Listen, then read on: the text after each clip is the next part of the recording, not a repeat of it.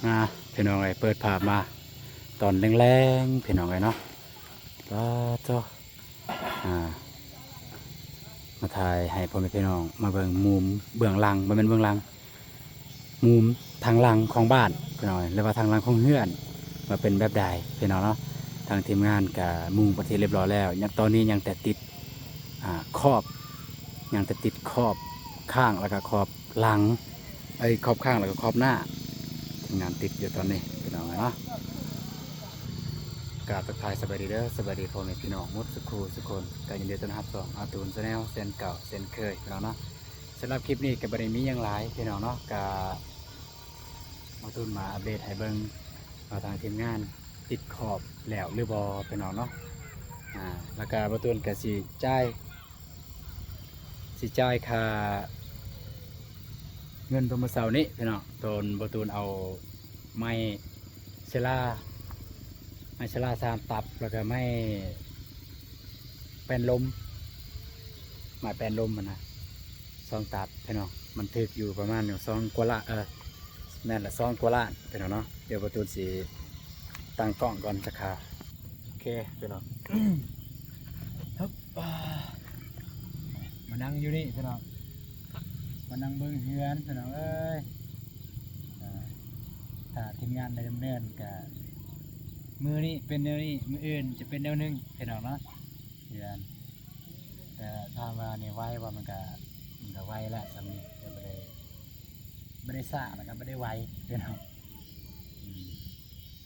แต่ก็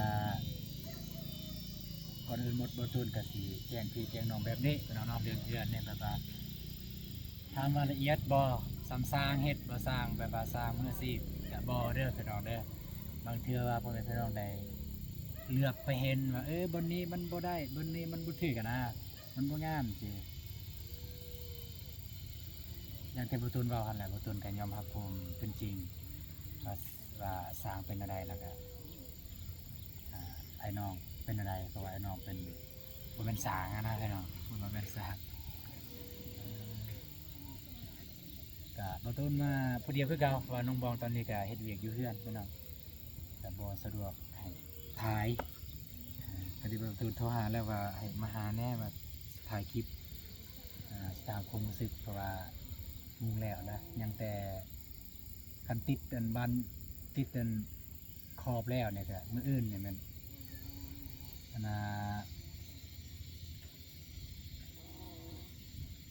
แอมฟาหน้าพี่น้องแอมฟาหน้าแล้วก็ติดซองลมจบพักผ่อนบ้านนี่พี่น้องทางทีมงานก็หาเฮ็ดเวียกของเจ้าของแต่ละคนเดี๋ยวช่วงนี้ก็ เสียหญ้าแน่ใส่ปุ๋ยแน่แล้วก็ไถนา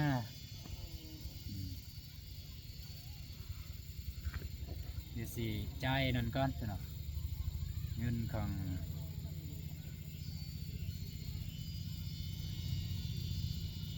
พนักงานเพิ่นมาส่งมาเสาร์เนี่ยโย่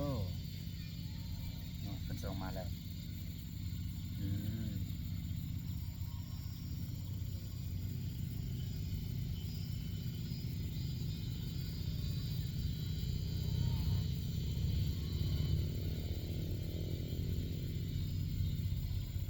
รวมอยู่2,260,000พี่น้อง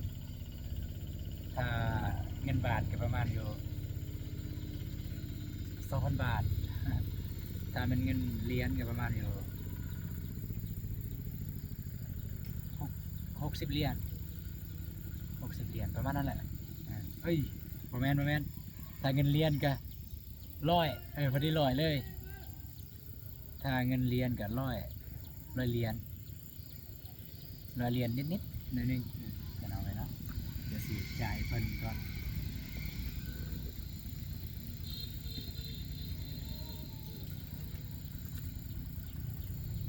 เพิ่นรวมแล้วอยู่นี่พี่น้องเพิ่นรวมแล้วตัวคนมาส่งมาเสาเนี่ยเพิ่นรวมกันแล้วอันนี้กำลังดีนะเดี๋ยวประตูจ่ายนี่ก่อนแล้วก็สิ่งพี่พาน้องไปเบิ่งไปไก่ทางทีมงานติดปานลมติดเดินขอบ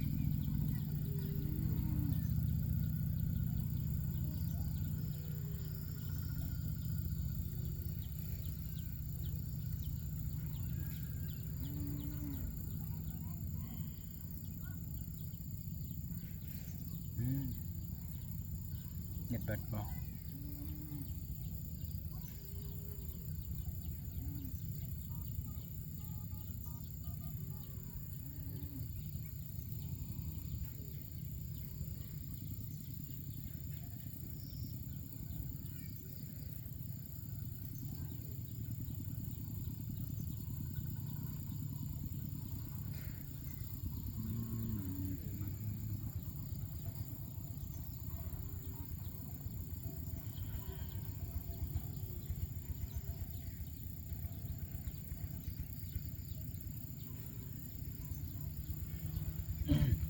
โรงงานสังกะสี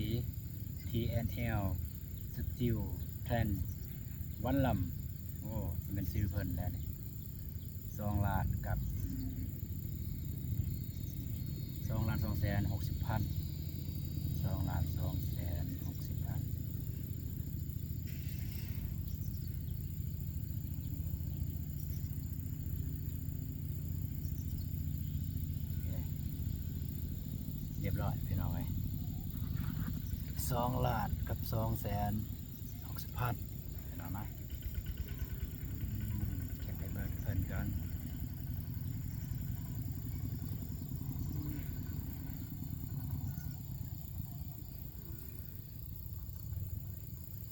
โอเคเรียบร้อยโอเคอ้ายเรียบร้อยแล้วเด้อโอนให้แล้วเด้อมันแต่อ้ายกวดเข้าไปกวดเบิ่งเด้อว่าเงินเข้าระบ่หรือยังโอเคไปพี่น้องเข้าไปเบิ่งใกล้ๆทางทีมงานเพิ่นเฮ็ดแนวใดพี่น้องเอ้ยพูดพี่น้องเดี๋ยวบ่ทันสิถ่ายแต่นี่ไกลเลยว้าวสุนี่โอ้นี่มากแล้วนี่กาแฟนี่มากแล้วพี่น้องอันนี้มันจะเก็บปีนี้กาแฟนี่นี่คือจังซี่นี่คักนี่อันนี้มากมันติดเบิดแล้วนี่คือจังซี่ว่างแล้วจังซี่มันตายมันมีตัวมอดเจาะก็มีพี่น้องเดี๋ยววัตถุสิซอกเบิ่งตัวมอดเจาะเบิ่งอันนี้แม่นบ่นี่จังซี่นี่มอดเจาะอันนี้เป็นอะไรนี่มอดเจาะเสียดายตัวมากนี่เสียดายนี่เสียดายมากมอดเจาะถึงแม้นว่าเจ้าสิปะนั่นใดก็อย่ามันก็ตายคือเก่าเจ้าตัดออกเลยจะหน่อยคันเฮาปะแล้วมันสิติดเสื้อเลยพี่น้องติดเสื้อเบิ่งง่ายๆพี่น้องตัวหมอกตัวหมอดเจาะเบิ่งง่ายๆเลยมันเหี่ยวมันคือแบบสิตายนี่แหละนี่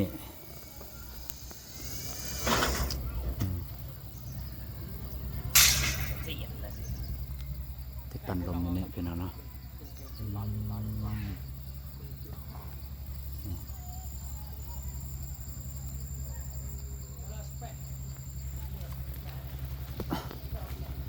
คำมืดกับพักผ่อนเด้อทีมงานเด้อ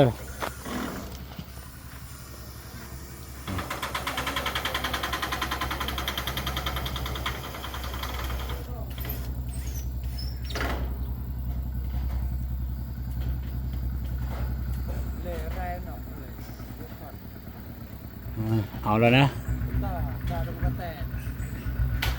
เอาเลย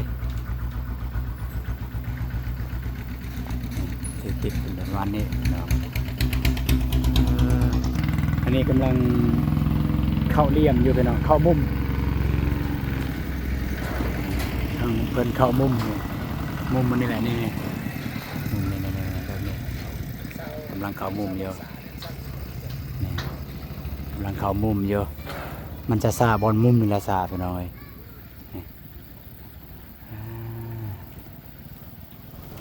ทางนี้ค่อนข้างว่ามืดในจักหน่อยกันเนาะถ่ายจังใดกับมืด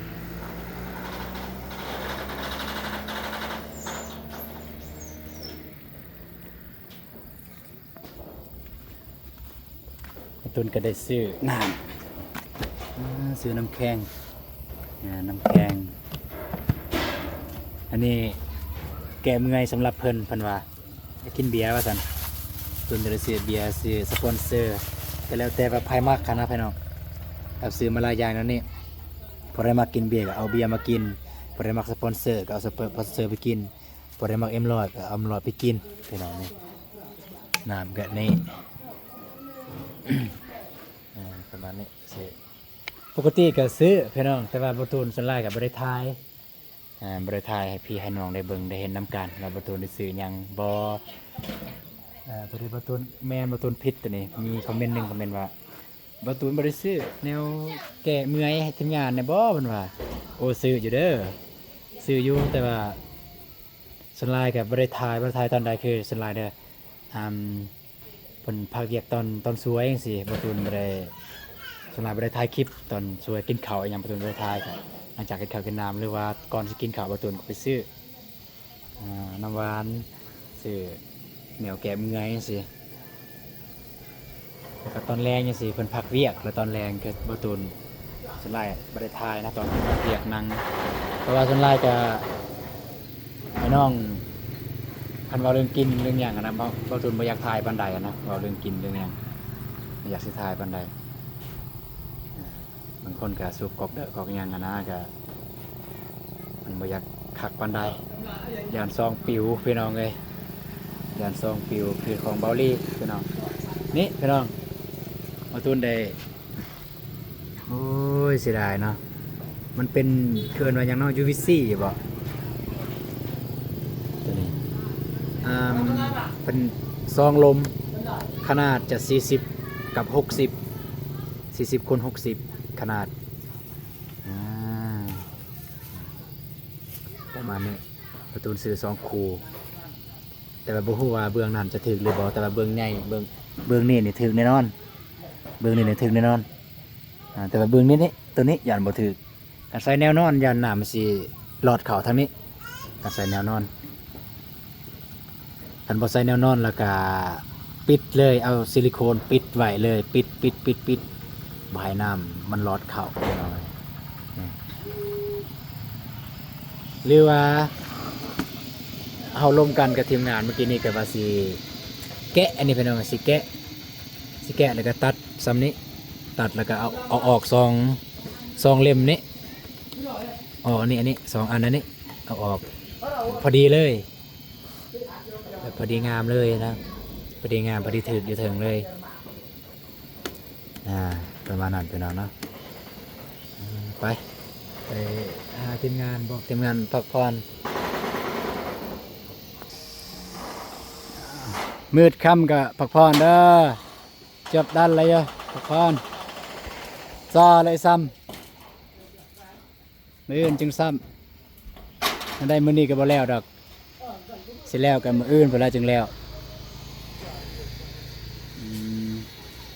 ทีมงานลงมาพักผ่อนพี่น้อง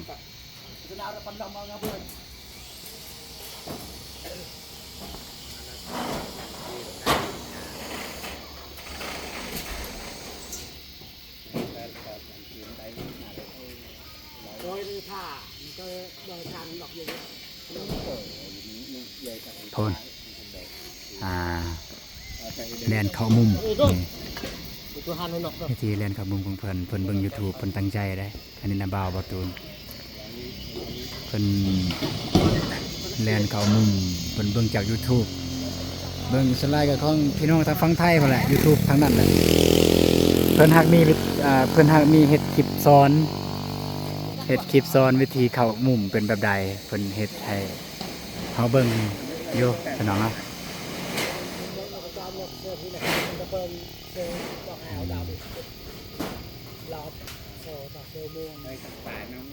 พี่น้อง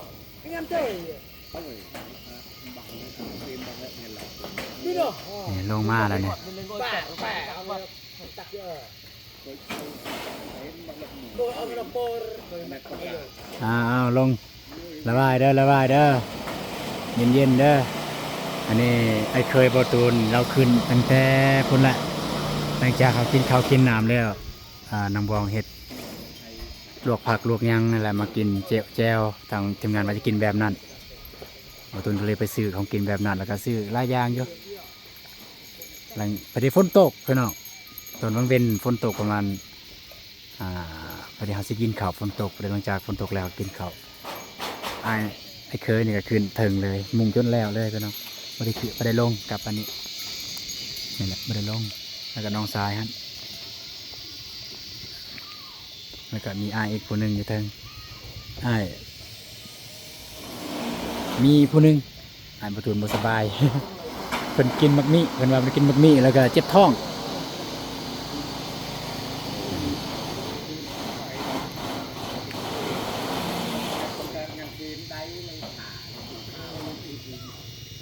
อืม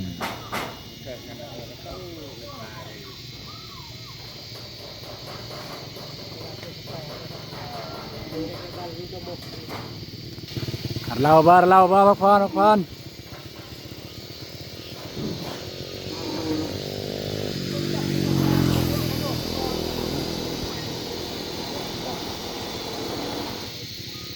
มันใหม่ลายดิพี่น้องเลยแล้วมันตอดแล้วเจ็บอีหลี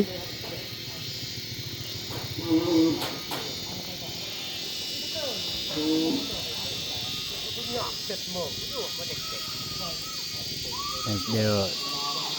รุ่นเบิ่งนำกันก่อนวันน้ำเบาประตูนเราสิเข้ามุมได้แนบเนียนหน่วยลายสำใดพี่น้องนี่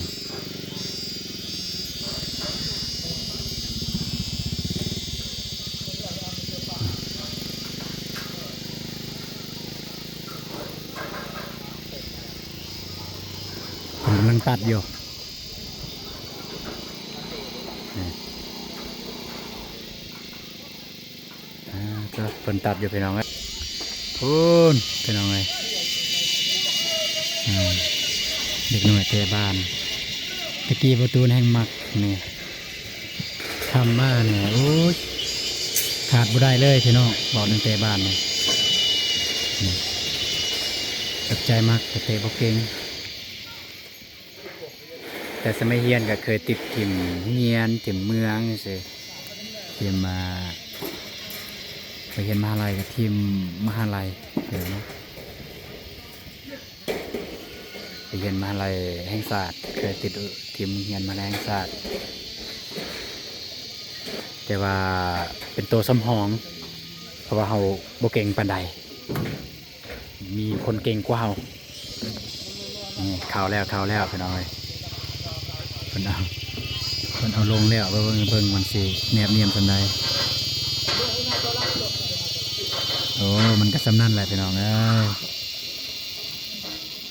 มันก็สำนี่แหละ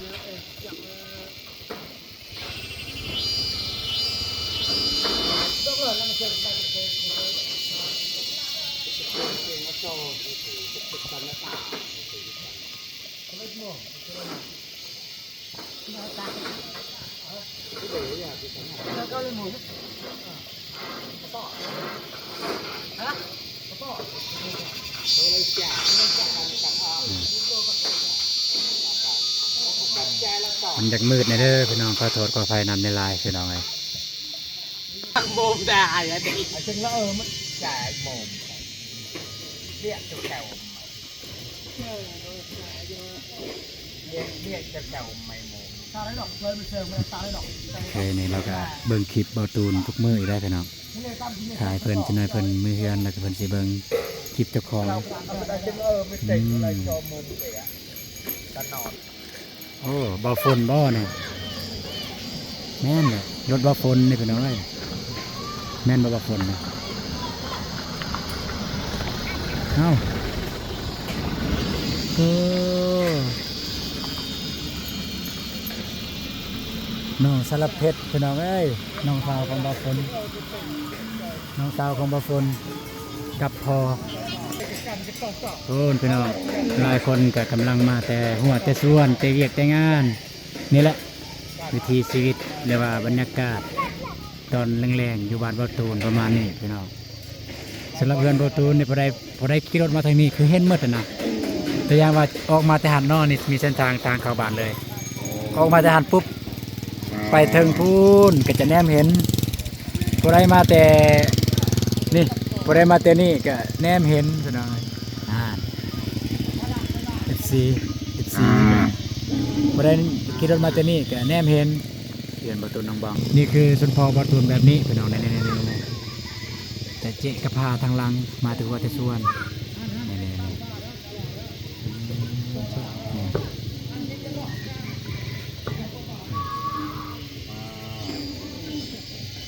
นี่บรรยากาศมาถือว่าแต่ส่วนให้เราแน่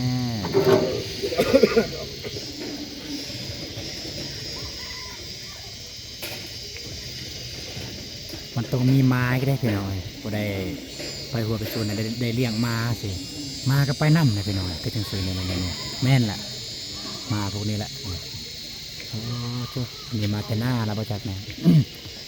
นี่เจ้าพูนพี่น้องเอื้อยเบาตูนนี่เอื้อยลูกของมันเอาลูกของแบบรุ่นปู่กันไปเลยไอ้น้องกันรุ่นปู่ของเฮาเลยไอ้น้องกันแล้วมันรุ่นพ่อรุ่นปู่เราพิการพี่น้องในเราพิการนี่เรากำลังย่างมากเนี่ยเราพิการได้พี่น้องเดี๋ยวเราย่างมาไก่ก่อนเลยสิบตูนซีซูมให้เบิ่งพี่น้องเนาะเราเป็นคนพิการแต่กำเนิดแบบว่าเกิดมาจะได้เนาะแบบคือใส่เกือบย่องย่อสิพี่น้อง แบบคือใส่เกือบย่องย่อเลยเราอันเราเบิ่งถึงที่สุดเลยนี่มาเป็นการเบิ่งครัวสบายดีใส่หมักแตงมันมีป่ะอันนี้คนบ้านน้องบองเนาะ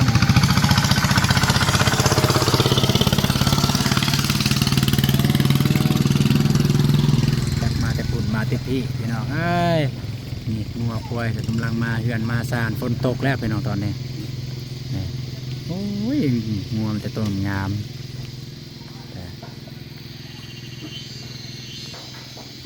บ่เลยบ่ดอกลอยเลยบ่ปังกิเตียนี่บ่ดอกลอยเลยปังบ่ตูนบอกว่าพอแล้วฝนตกลงมาเลยปะจังสันแล้วแต่มื้ออื่นจึงเฮ็ดใหม่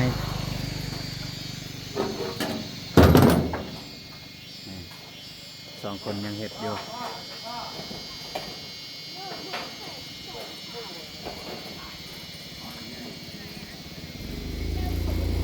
คือสิบ่ย่อยแล้วบัดนี้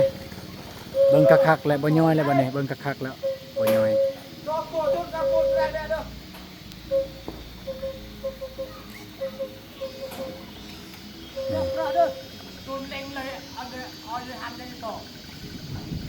ตั้งเ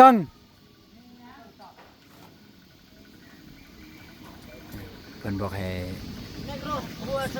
อันนี้มันซื้อบอนะมันขึ้นเทิงเพิ่นยังบ่ทันได้จับสากจับมุมบรรยากาศโอ้ลงมาแต่สวนนี่ก็แม่นอยู่นะ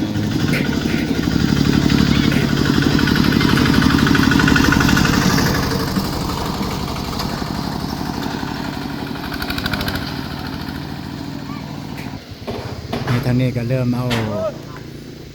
อุปกรณ์ลงแล้วพี่น้องเพราะว่าฝนตกแล้วก็ค่ำแล้วพี่น้องเลย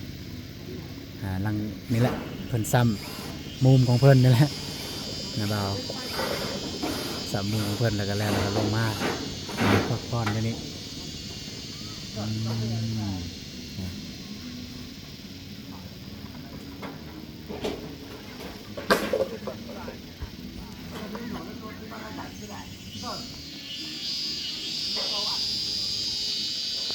ยังมีแต่เจ๊ลูกเจ๊เต้าพี่น้องเอ้ยเจ๊ลูกเจ๊เต้ามาเบิ่งอันนี้เป็นร้านพี่น้องลูกของอ้ายผู้อยู่เฮือนนี่พี่น้องในเฮือนนี่แต่ว่ามื้อนี้เราไม่ได้มามื้อนี้เราไปสวนเราไปเสียดยาพี่น้องโอ้นี่มันบ้านน้องบองนี่พี่น้องเลยตายเลยเฮ้ยบ่แม่นบ้านเฮาเจ้านะบ้านเฮา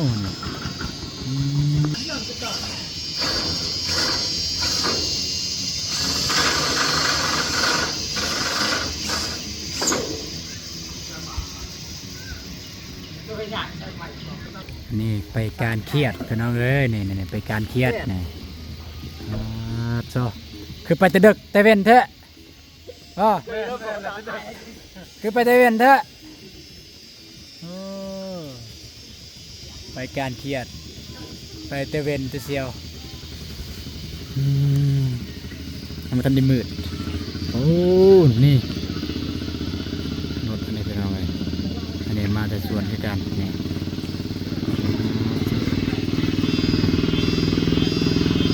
จะดึงเป็นผู้ใดนะอ๋อตกเด็กเนี่ยตั้งบุกบอยเลยโอ้โจ้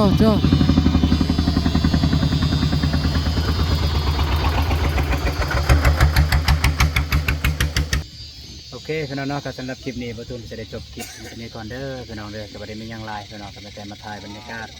ยามแรงซื่อๆพี่น้องมาถ่ายมาพาพี่พาน้องมาเบิ่งบรรยากาศยามแรงเฮือนหน้าเฮือนประตูเป็นจังใดที่เจอแต่ละมือเป็นจังใดพาตอนเช้าอีกแบบนึงพี่น้องตอนแรกแบบนึงตอนแรกก็คือเห็นคนกำลังมาที่หัวสวนแต่ถ้าตอนเช้าจะเห็นคนกำลังไปหัวไปสวนประมาณนั้นพี่น้องเนาะแล้วก็มาเบิ่งอันนี้ทางทีมงานติดขอบบอสำเร็จมือนี่ไม่แต่ว่ามืออื่นพี่น้องมืออื่นน่าจะสำเร็จมืออื่นแต่เราถ่ายเราติดตามเบิ่งนำกันเด้อพี่น้องเด้อมืออื่นพี่น้องเนาะ